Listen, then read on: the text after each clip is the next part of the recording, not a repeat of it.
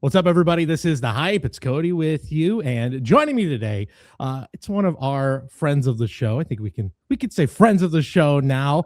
You've seen her at Fanatics Fest, at the All-Star Game, at the National, and of course, you can catch her new season, King of Collectibles, the Goldin Touch. It premieres on December 23rd, right in time for the holidays. It's Alex Giaimo, one of our favorites. Alex, what's going on? How are we doing? First of all, I'm not just a friend of the show. We're friends in real life. That's right. That's right. I appreciate both your professional working relationship and friendship. You're a good dude. Thank and you. I just want to say that your baseball podcast is not just one of the best baseball podcasts in the hobby, but one that I've listened to, in general. Like, you are so knowledgeable, and more people need to know that. I appreciate I learn from you daily because it's hard to keep up with like all the news, and you're like an encyclopedia, dude. So I try, you know what? I needed a place where I can like figure out a way to reference, I don't know, Ryan Klesko, and then also connect it to baseball cards and the hobby in large. So it's really therapeutic for me, because if I don't get this out somewhere,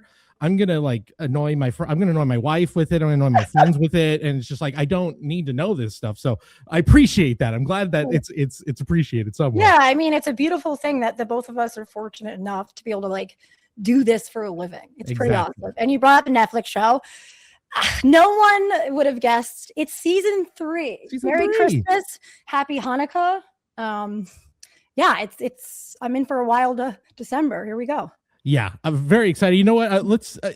Before we get into that, I always want to take the temperature of the New York sports scene.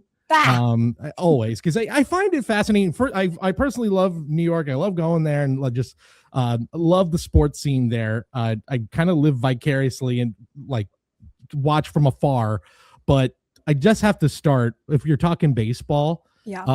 I do need a weather report. Did the sun rise in Queens today? Did people? What's happening right now with the Mets? I mean, it is as bad as it can get. Yeah. You know that trend with John Hamm right now on social, TikTok and Instagram, where he put, in 2015, 2005, I was doing this and now I'm this. And he does that like euphoric thing. Right. That's how I would equivalent a Mets fan right now, right? Because like at this time last year, they ripped Juan Soto away from the New York Yankees. Yeah. For how much money? $750 million. Godly amount. Fast forward, less than a year later, like they lost their heart and soul of the team, Pete Alonso. Yeah. They lost the best relief pitcher in baseball, Edwin Diaz. And the worst part about this, they also lost Brandon Nimmo, who's also a fan favorite. Yeah, also huge. The worst part about this is like Edwin Diaz didn't even go back to the Mets for a counter offer. So what's going on there? What is the environment like? Is Steve Cohen too concerned about his new casino that they're building in Jamaica, Queens? I don't know. Did you know about that? Oh, no. Okay. Now this adds a wrinkle. This is why I need to know the local angle. That is something I didn't even know about. Oh my God. So I don't know the exact details, but there's not a lot of casinos in the New York area, especially in New York City. I don't think there's one. I think this might be the first. He was just given or granted a casino license. It's going to take a couple years. It's definitely a couple $1 billion, a huge thing. There's going to be hotels or, a massive casino. And, think of like one of those stadiums where everything's around it. Right. Off the top of your head. A ballparkville. Yeah. I know. I mean, San Francisco is that. The Giants have that. I mean, I don't know if you've been to Citi Field, but it's a gorgeous stadium. The environment's amazing, but nothing is around it. It's just empty territory. So Mr. Cohen's, going to capitalize on that. So maybe he's been more focused on that and the planning of that. I don't know. It's just a theory I have. But the temperature right now is it's really bad because I don't understand what they're doing. It's like you basically just signed Juan Soto, who at the time, and one can make a case, best player in baseball. You're paying him $800 million to walk 200 times a year now because there's no one protecting him in front of the lineup and there's no one behind him. So they didn't sign Schwarber. They didn't sign Alonso, and they both got one got 150, Pete got 155. Right. What's their plan? I mean, they can go for what's his name, Kyle Tucker. They can go for him, but he's not going to provide you 40 home runs. He'll hit for average, and defense will be improved, excuse me. Yeah. I've heard rumors they're looking at what's his name, Contreras on the Cardinals. Oh, I saw that rumor, and he's a former catcher. It improves your defense, God. but it does nothing. No disrespect to him, but that's a rumor where I saw it. Like, if I'm a Mets fan, I'd be coming with pitchforks and torches to Citi Field. Really? It's really bad. I mean, also, like, not for nothing, as good as Pete is, like, offensively, he was the heart and soul of the team. I was the Citi Field host during his rookie season. So I was one of the girls on the Jumbotron. I think it was 2019. Yeah, it was right before COVID. One of my, pride and joys is I was actually literally on the Jumbotron when Pete broke the rookie home run record. So that was a cool moment. Wow. But the dude ran around the bases like within 10 seconds. I also just interviewed him at the All-Star game this year. He just so happened to pass Darryl Strawberry for all-time Mets home runs. It's like 265, which, by the way, is pathetic in itself. Like 265. But he didn't want to talk about it. He's one of those guys that is so unselfish. And he showed up to play. I've never seen an athlete like more serious about his job than Pete. He won 2 home run derbies. He always, even when the Jets were not Jets. Well, they're trash all the time. My God, the Mets were not great. He brought them, notoriety and attention in a positive way, because he won 2 home run derbies back to back. It's just like little things like that Jets fan. I just did it again. The goddamn Jets. They will can't escape them. Yeah, they're just gonna haunt forever. The Jets will haunt me forever. And by the way, I do not want to talk about them. We don't need to. That's okay. Yeah. No, they haven't earned it. I'm done with them. We can talk about Giants. Something different. Yeah, I was gonna say, actually, there is like a little bit of excitement for the Giants, but just kind of to put a pin, just to tie up the Alonso stuff. It just is kind of confounding to, like, why do you have all the money in the world? The casino thing is crazy. It's just so, like, not to get down in too much of a tangent, but boy, half of baseball is just real estate companies at this point, and it's starting to really piss me off. And it's just like, it's very annoying. It's wild. And you just thought that with the Mets, like, you get the richest guy in the sport who genuinely loves that team and loves it. And look, all this could change. They might sign Kyle Tucker to a crazy contract. I have a feeling they're going to get that slugger from Japan, Murakami, who. Do you? I think that's the pivot. Okay, I hope so. Dodgers don't have a spot for him unless they're going to ship off Max Muncy, or unless they're going to kick. I don't know. They don't have a spot for him in the lineup. Whereas the Mets, they have the money. They say, hey, we are making a youth movement here. This guy, scouts are saying he's the best power. He basically is Kyle Schwarber power wise.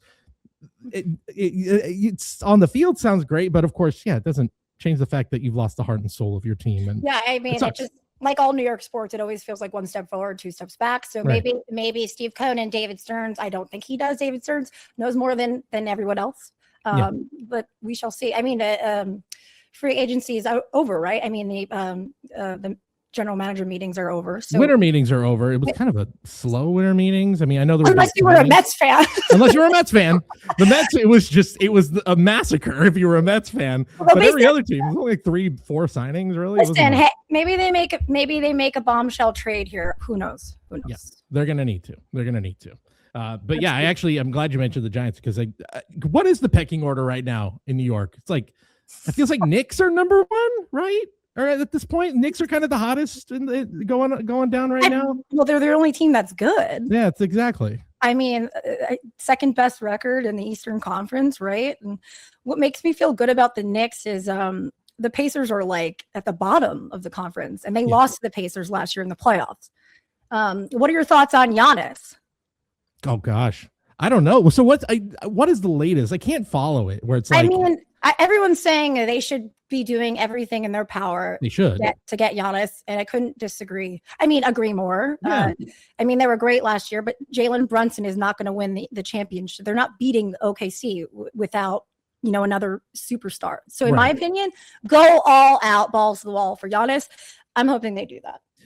It would be awesome if they did it, but there is also the feeling of like OKC is this just unstoppable force right now, and it's like, do you go and make this huge swing and like give up a ton of your future potentially, a ton of huge talent just to finish second? I don't know. Maybe it's worth it. I know the city would be alive in an NBA I mean, that alone, maybe just we need something. Yeah. Did you hear about what Sotheby's is doing with the jerseys? Because they have the jersey rights in the NBA.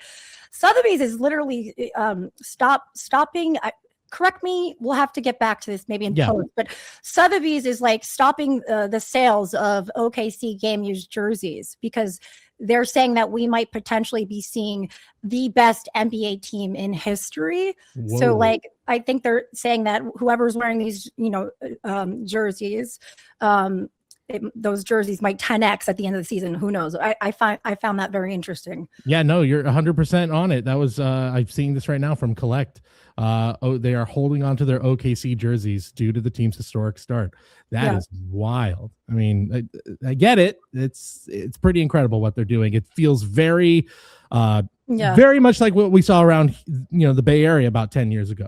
It just doesn't feel that big though, because at the end of the day, unfortunately, it's okay. It's Oklahoma. Like nobody cares outside of Oklahoma, unfortunately. Yep. I'm sure a lot of other people care. I'm sorry if I'm hurting. No, I think SGA is their star. And if you ask the modern day man or woman on the streets, they're not going to know who SGA is. So it's weird. It's a weird feeling. It does. You're right, for how good they've been. And I've seen a few people mention this of like, we're watching maybe one of the best, most talented teams of all time right now going on a historic run. We saw this happen 10 years ago with the Warriors, and they got tons of publicity and tons of talk, and they were literally exact same situation of this great young core they built, and they just won a championship, but for whatever reason, it literally is just because they're in Oklahoma City. That's it. That's correct. But you asked about the New York City or New York, New Jersey. That's where I am. Long Island pecking order. It's usually Jets and Mets fans are like in one category, and then it's Giants, Yankees, and then you got like outliers that are fans of both, and then everyone's a fan of the Knicks. I used to be a Nets girl, but then they sold to Brooklyn, so I'm definitely a Knicks fan now, and obviously the Rangers are up there, and but the Giants for the first time in a decade, from what I can remember, were the talk of the NFL for how many weeks in the beginning of the season? But unfortunately, it's just like most New York teams right now, they just feel snake bitten, right? Yeah. They drafted Malik Neighbors, who was awesome, and then he tore his ACL week 4. Cam Skattebo, you can make a case, was literally the most Googled name in the NFL for how many weeks? I mean, he was polarizing. He was hilarious. And his relationship with Jackson Dart was kind of like cute and heartwarming, like football, New York football fans, we haven't had that. So that was fun. But then Skattebo got injured. Jackson Dart has been like a positive thing for the area, but I don't like the way he plays because he's gambling with his health, and I just don't like it. Like, we need you to. I don't know if you saw my Instagram video. It just got 4 million views. I did. Because it's like, dude, you're talented, but you're not Superman. If you keep playing the way you are and like you're a running back, made of metal, it's not going to end well. Can I tell you something crazy? I entered my first NFL survivor pool this year, and it was Fanatics' survivor pool. Never done, as I said, never done a survivor pool before, and it was 112,000 people. Week 10, I was one of like 1,700 left. Wow.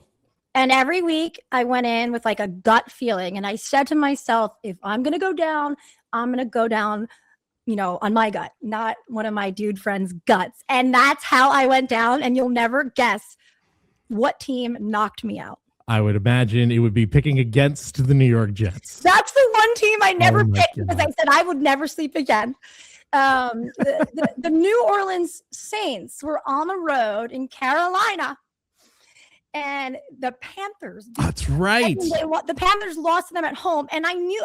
My friend said, Alex Army Tressler, Army ATC 22. You know him well from the hobby. Mm-hmm. He did mention to me, the Panthers haven't won in like 15 years when favored at home. And damn, am I kicking myself, because the next 3 weeks I had lined up, dude, and every team I picked won. And I think right now I'd be like one of like 150 left. It was for a $1.5 million prize. So rest in peace. Yep. That's a tough one. That is as tough a beat as it gets. The Panthers, who are again, you want to talk about a confounding team. They lose to the Saints, and then 3 weeks later they beat the Rams. I don't get it. Weird NFL season, and I have no idea what's going to end up happening the rest of the way. But yeah, what's your prediction? Like, it's wild. I have no clue. I really don't have any idea right now. The Rams feel like the pick. I like that team, but like AFC, I don't know. I don't know. It's what's his name? Former Giant Daniel Jones goes down. The Colts were a heavy favorite there. It's just it's been the season of injuries, and I do love, especially as a MetLife Stadium girly, that the NFL is now requiring that these owners, who are worth billions, by the way, fix your damn turf. Okay, yes. We're tired of seeing ACLs and MCLs and all this crap. Fix your turf. Okay, you have enough money to open up $50 billion casinos. Like, let's go. Right. The amount of times, oh God, when Levi Stadium first opened up and I was still working in sports radio, and the amount of times the conversation about the turf came up on this brand new sparkling stadium. Oh God, it just drove me nuts. Like, what are we doing? What are we doing? Well, seems because like the owners probably want the taxpayers to pay for it. It's a screwed up world we're living in, but baby steps. Exactly. We're getting there. Maybe we'll see. Hey, let's shift gears over to we'll talk a little bit about the hobby. We'll talk about new season, King of Collectibles. Yeah. First of all, this is awesome. Like, you mentioned it, that I feel like we live in the attention economy, and like 3 seasons on a streaming service is that is an accomplishment. How many shows on Netflix just fall through the cracks? And like the fact that this is now season 3, things are popping. It's also a fantastic release window where you guys are getting this prime, holiday Christmas release. Gotta be feeling great. And thank you for saying all that. Another reason why it makes it so prime is apparently Netflix and NFL or something during that time. Games. So Netflix will have football games on during that time. Yes, Netflix is going to have 2 games on Christmas. And you better believe they're going to be promoting King of Collectibles. Heck yeah, and it's a family, oriented, family friendly show. So what they said to all of us, and what Ken explained to me, is they think it's a fantastic timeline that we've earned. It's been like a year and a half since.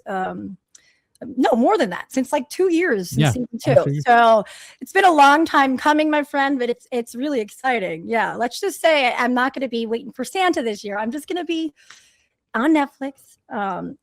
Hate him or love him.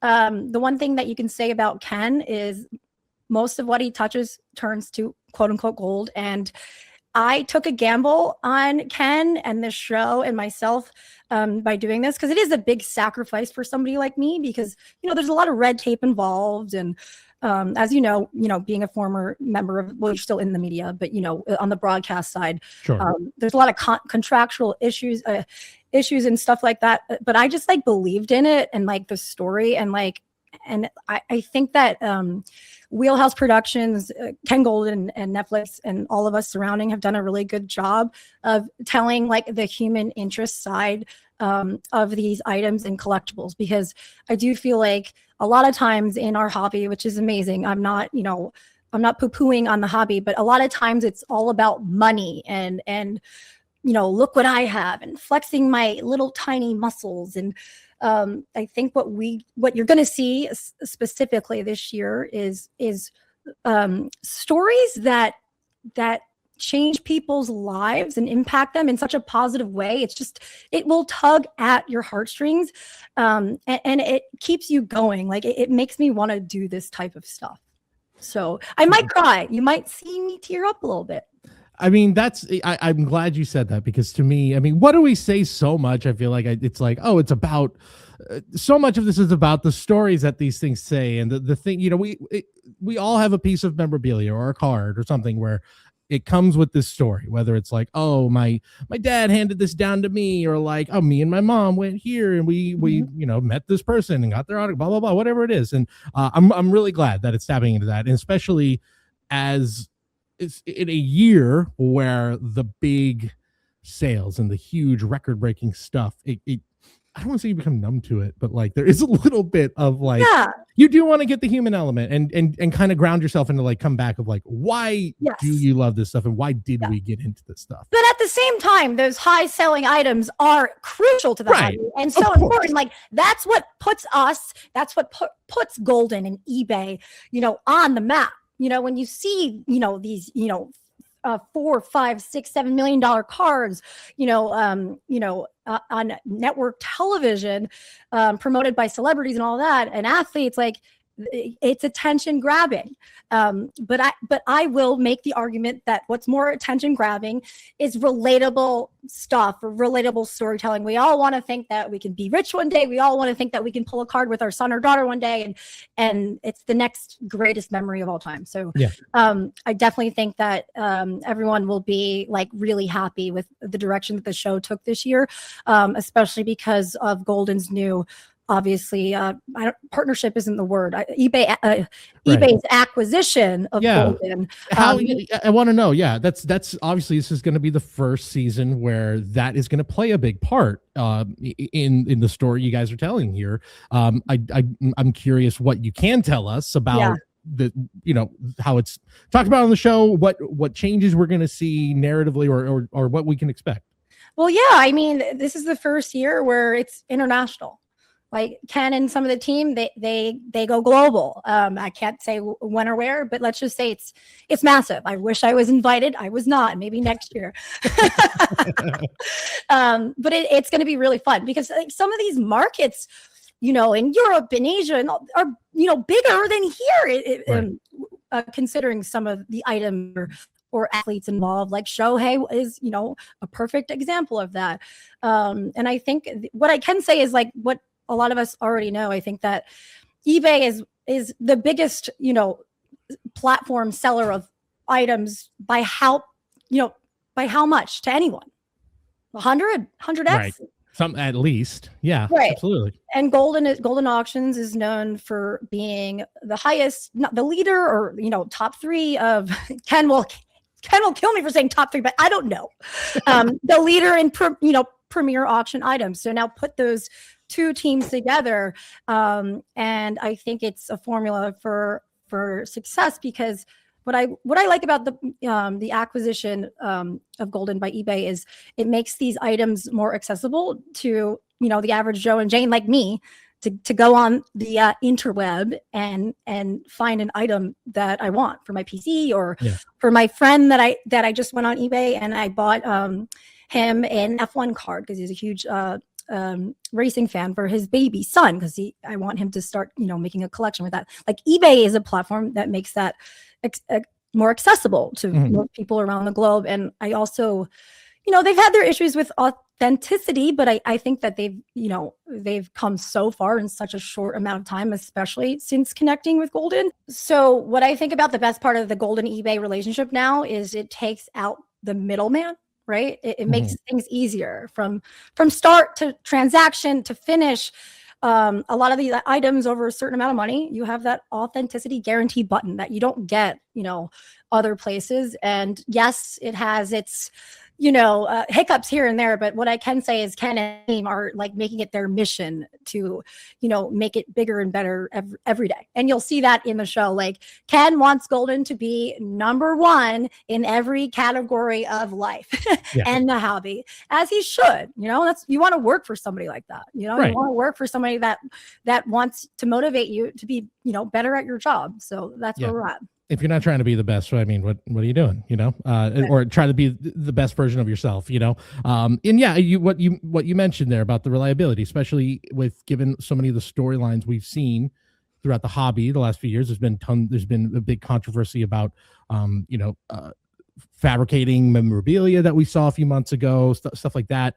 That is more important than ever in today's world. The reliability, knowing that people can hang their hat on something, and that it's in good hands. And it's obviously eBay can always say, look, we've been doing this for 30 some odd years. Like, Yeah, we know what we're doing. And Goldin, the same. They can all teaming up and saying, look, this is two of the most trusted names in this hobby. And the record speaks for itself. Especially for somebody like me who suffers from debilitating anxiety, it gives you peace of mind, right? I think that's important. Yeah. And listen, can they do better? Everyone can do better. So right. I just know that they're working towards it, and hopefully other brands and companies in the hobby are, and I know they are. So right. I think that it's good all the way around. I think competition, breeds, what's the word I'm looking for? Just breeds greatness. I get what you mean. So, yeah, absolutely. I know what you mean. I know the words. I am also my brain is fried, so I feel you though. But I know exactly what you mean. Me too. Okay, I have to talk about this. In the trailer, the Cheetozard is prominently featured. We spoke about this item at length on this podcast.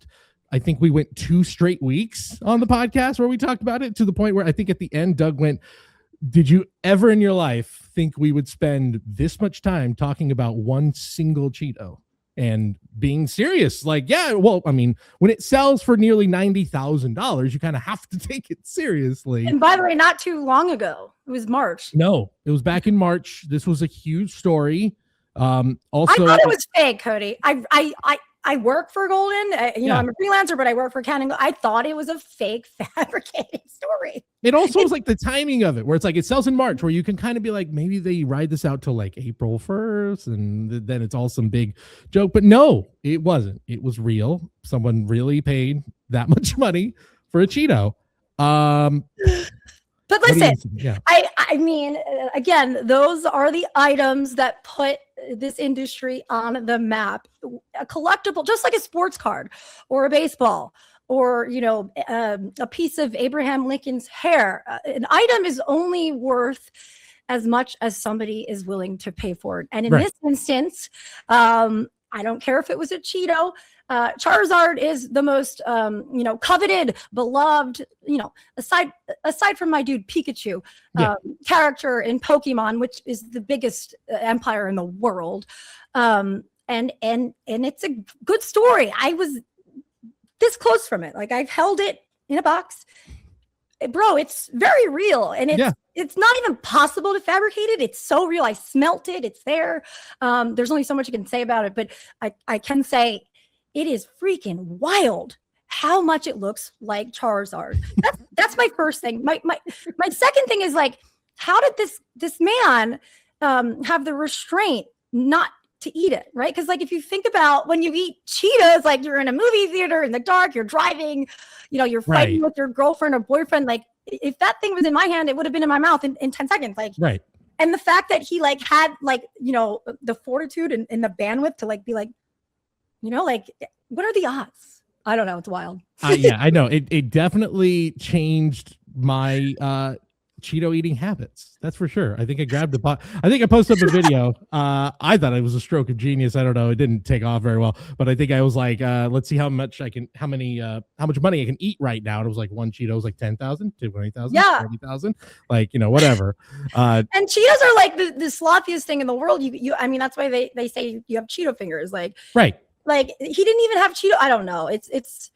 I don't know. I feel like hitting the lottery, the odds would be better, like the mega lottery in New York City than getting a Cheetozard. 100%. I think definitely the odds are better to win the lottery than pull the next Cheetozard. There probably, the thing is, I don't know if there will be a next Cheetozard. It feels like it was this moment in time that you cannot replicate that. But Pokemon is just something that everyone knows what it is. Pokemon, like, everyone, even if they don't like it, they know it. Pokemon, our grandmothers know about it. My 6-year-old niece knows about it. Everyone knows about it. I think it was just like the perfect timing, the perfect storyline. And in our case, it's going to be a highlight, on the show, and it's good stuff. I'm excited for everyone to see it. Yeah, I'm excited too. Because like you said, say what you will about it. You could say this is silly, this is ridiculous, blah blah blah. But what it was fantastic marketing for Goldin, and they were all over mainstream media that would never talk about this. My line in the trailer, which by the way is my first line in 3 years, and I'm proud about it, is about this damn Cheeto. And I say, and I quote, Ken's allowing this? It's Cheeto. So that's my claim to fame. But yeah, I mean, the marketing at Goldin is great. It's I think that they are the best in the game when it comes to that. So absolutely, and I'm happy to be part of it. Yeah, well, we're excited to watch. You know what's the thing that I think is also the what, and I want to say this totally complimentary because a show I loved growing up and for a long time was Pawn Stars. Loved watching that show. Loved the deals. Loved again, they had the stories behind these things, all that stuff. This isn't quite the same thing, but it kind of scratches the itch that I need, where it's like, oh, these are more cool collectibles with all these great stories, and you add it. It's almost like it's a more heightened version of that. And I think it kind of scratches that itch for me, and I think it does for a lot of people. I don't know if you know this, but fun fact, it's the same creator. One of the creators of our show is the there you go. Just so everyone knows. Yeah, there you go.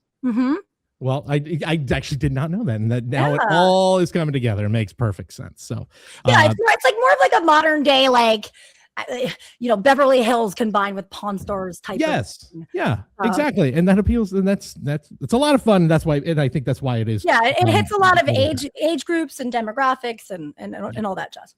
I do have to ask before we move on to we'll talk some sort of hobby trends here to wrap things up, but something about Ken Goldin, who I have not personally met him. Doug and Dan had him on the podcast. God, I want to say 4 years ago at the National.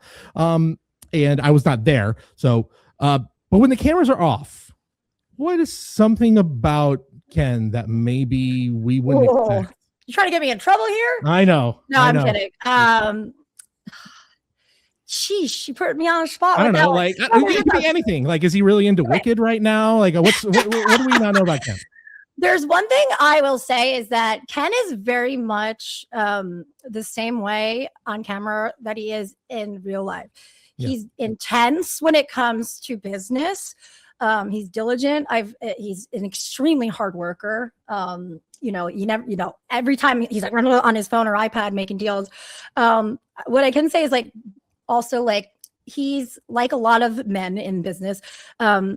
Until you really get to know him and he puts his trust in you and you put your trust in him, you can break him down and he becomes more soft in a good way, not soft in a bad way, goofy. He's super goofy. He likes to have a good time. He's pretty funny. And there's other things I could say, but I'm thinking about I don't want to get you in too much. Yeah, I don't want to get you in trouble. So you can keep that to yourself. Yeah, but you ask him anything, and you think you're breaking news or to him, and he's like, "Oh yeah," but he'll always one up you, because he just knows so much more than you. Right. He invited me I think 2 months ago to Gary V's gala in Manhattan. I sat there with Dave Ehrman and his daughter Laura, and his relationship with Laura in real life is exactly like what you see on the show. They are hilarious. They're adorable, and things like that. He's just a dude like everybody else. He's like a super good husband. He always puts his wife first and all that. I'll tell you more when I think about more for the next podcast. Yeah, the next podcast off air. But but Ken goes by his own rules, just like what you would think. He really does. He says what comes to mind, and I'm exactly the same way, literally. So, and that's why me and Ken always connected, because we're just authentic. And unfortunately for me, I don't have as much of a filter as I need, but I am learning. Working for Netflix, there's a lot of red tape, so it's shut up. Keep your mouth closed, Alex. But sure. Ken has a little more leeway than with that. Yeah. Oh, I would imagine. Yeah, the band's name's on the show, so we're excited. We're definitely excited to watch it. Also, crazy time. We don't need to get into this. This is a whole other topic for another podcast. Crazy time to be with Netflix, given all the news that's happening right now. But I don't know. Oh my God, crazy time. And what's on my end in particular? I'm from Monmouth County, New Jersey, a town called Rumsden. Netflix, New Jersey is now the Hollywood of the East Coast. Everything, because we are the best state in the world. But everything under the sun, every movie, every television show, it's no longer being filmed in Hollywood. It's being filmed in New Jersey, because as much as everyone wants to call it the garbage state, we are, especially in my area, it's absolutely freaking gorgeous. And Netflix is opening up another multi-billion-dollar studio 10 minutes from my mom and dad's house. Oh, wow. So yeah, I hopefully can capitalize on that. I doubt it, but yeah, they're gonna take over the world. Yeah, they certainly are. They are currently in the process, but again, imagine watching The Sopranos on Netflix. Like, that's bizarre. Things are, yeah, I know. I'm a huge movie guy outside of this world, so it is a weird time to think like, boy, are they gonna do like am I only see like Dune Part 3 on Netflix exclusively? Anyway, whatever. Literally, yes. Let's get before we wrap things up. This is one of our last episodes of 2025, so kind of want to go over some of the trends we saw throughout the year. Names. I'll just kind of go rapid fire, throw some names, events, all sorts of things at you, and you just kind of give me your feeling about this or a prediction about this going into 2026. Let's start with something I didn't expect to be saying so much in 2025. Labubu.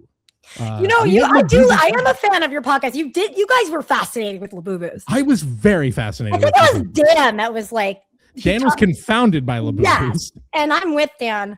I think that Labubu has already died out, which makes it a fad. I think that it was a product of TikTok and social media. Yeah. I don't think those, and this is why I did not invest, and nor did I give my nieces a blind box or anything, because I knew it was just a stupid fad, in my opinion. No offense to anyone else that doesn't think that. At the end of the day, we all have different tastes and what's cool and what's not, or what's collectible. I in my head, I thought about it like Beanie Babies. The Beanie Babies were just about to say it, yeah. Beanie Babies were not a fad. They were a Americana global craze from 95 to 98 for 3 years. Nobody stopped talking about them. For 3 years, that we thought that was like a financial asset class that we were going to make a fortune on, which is, if you watch season 1, I have 99 of them. A lot of them were inherited. Okay, I'm not that crazy, but I think Labubu was like a product of like TikTok trends and social media that, like, especially this blind box trend that everyone's getting into now. Yes. Like, hey, let's spend this much money and hope we get something. So yeah, I'm a thumbs down on Labubu going down. Yeah, it's funny, the blind box thing. I talked to my sister is a big collector and really enjoys it. She goes, oh yeah, blind boxes, it's a thing right now, blah blah blah. You guys should get into blind boxes. I'm like, do you know what we do? This is every box is essentially a blind box. That's kind of what trading cards is. But. That is true, but one can make the argument on trading cards behalf is that a lot of those cards will go up in value. Yes. Depending on the player. A Labubu was just one Labubu in different colors. Right. We ride the waves. It's with Labubus, who knows? Yeah. There's more diversity on the sports card side. So. That's very true. Although there's lots of outfits you can put your Labubu in. So, yes, exactly. Whatever. Anyway, Fanatics Fest. Let's make a hard pivot. Fanatics Fest. It is going to happen during World Cup weekend. Is this a recipe for disaster or like the best, biggest thing ever? Well, depending on who you're talking to, right? Like all things in life, like this is going to benefit Fanatics, and it was a genius move on their part. I would 100% fully take advantage of this as well. I will say, as somebody who lives in Hoboken, New Jersey, which is literally door to MetLife Stadium, which is where the FIFA World Cup finals will be. It's like a 10-minute drive. I could probably rent my apartment out. I already have looked for like 6x of what it's valued at. So if you have not, that's going to affect everything. Most importantly, Fanatics Fest.